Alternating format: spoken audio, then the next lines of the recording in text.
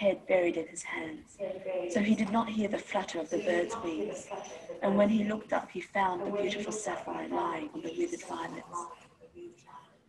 "I'm beginning to be appreciated," he cried. "This is from some great admirer. Now I can finish my play." And he looked quite happy.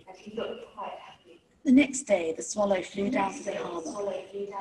He sat on the mast of a large vessel and watched the sailors hauling big chests out of the hold with ropes.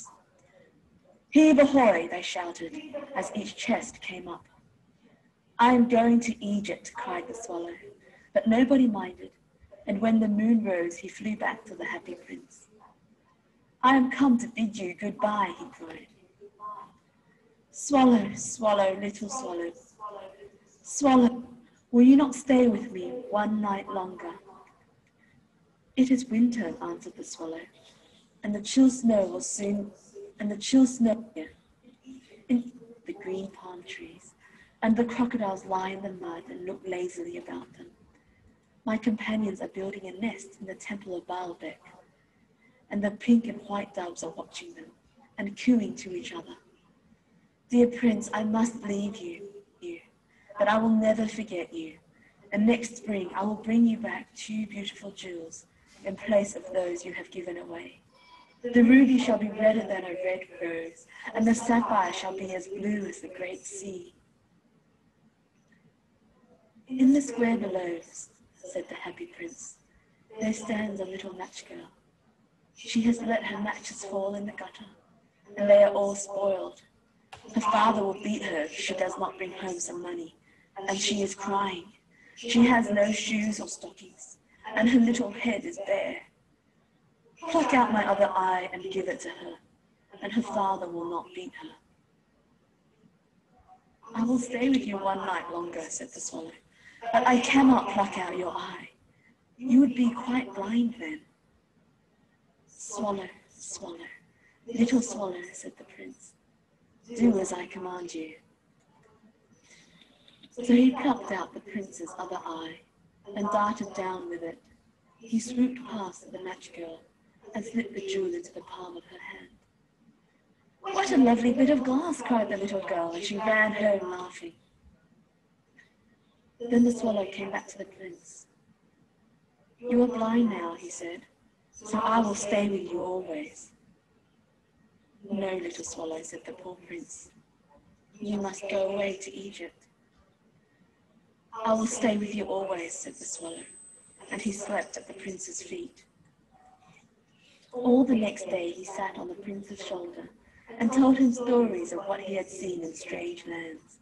He told him of the red ibises who stand in long rows on the banks of the Nile and catch goldfish in their beaks, of the Sphinx who is as old as the world itself and lives in the desert and knows everything, of the merchants who walk slowly by the side of their camels and carry amber beads in their hands, of the king of the mountains of the moon, who is as black as ebony and worships a large crystal, of the great green snake that sleeps in a palm tree and has 20 priests to feed it with honey cakes, and of the pygmies who sail over a big lake on large flat leaves and are always at war with the butterflies. "Dear little swallow," said the prince, "you tell me of marvelous things, but more marvelous than anything is the suffering of men and of women.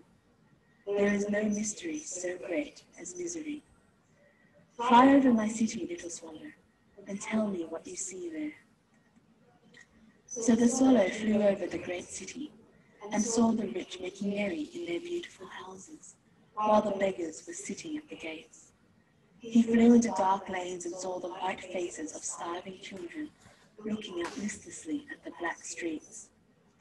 Under the archway of a bridge, 2 little boys were lying in one another's arms to try and keep themselves warm. "How hungry we are," they said. "You must not lie here," shouted the watchman, and they wandered out into the rain. Then he flew back and told the prince what he had seen. "I am covered with fine gold," said the prince. "You must take it off, leaf by leaf, and give it to my poor. The living always think that gold can make them happy." Leaf after leaf of the fine gold the swallow picked off, till the happy prince looked quite dull and grey. Leaf after leaf of the fine gold he brought to the poor, and the children's faces grew rosier, and they laughed and played games in the street. "We have bread now," they cried. Then the snow came, and after the snow came the frost. The streets looked as if they were made of silver. They were so bright and glistening. Long icicles like crystal daggers hung down from the eaves of the houses. Everybody went about in furs, and the little boys wore scarlet caps and skated on the ice. The poor swallow grew colder and colder, but he would not leave the prince. He loved him too well. He picked up crumbs outside the baker's door when the baker was not looking, and tried to keep himself warm by flapping his wings. But at last he knew that he was going to die. He had just strength to fly up to the prince's shoulder once more. "Goodbye, dear prince," he murmured. "Will you let me kiss your hand?"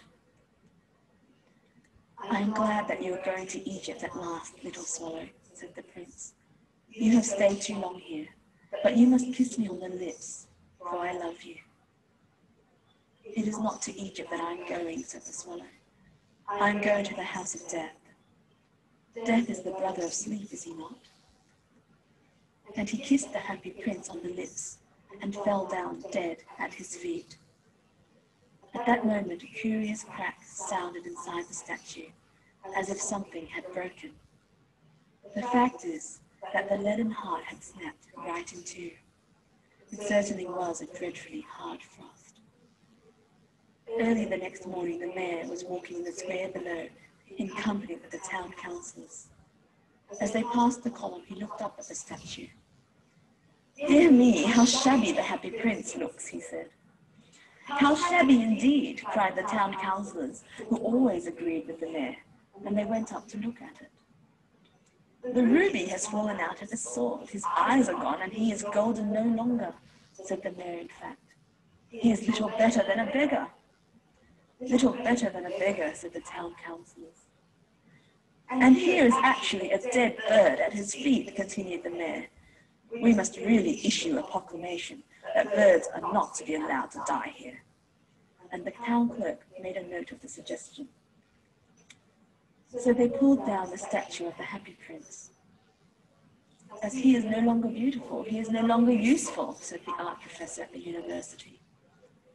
Then they melted the statue in a furnace, and the mayor held a meeting of the corporation to decide what was to be done with the metal. "We must have another statue, of course," he said, "and it shall be a statue of myself." "Of myself," said each of the town councillors, and they quarrelled. When I last heard of them, they were quarrelling still. "What a strange thing," said the overseer of the workmen at the foundry. "This broken lead heart will not melt in the furnace. We must throw it away." So they threw it on a dust heap where the dead swallow was also lying. "Bring me the two most precious things in the city," said God to one of his angels. And the angel brought him the leaden heart and the dead bird. "You have rightly chosen," said God, "for in my garden of paradise this little bird shall sing forevermore, and in my city of gold the happy prince shall praise me." End The Happy Prince.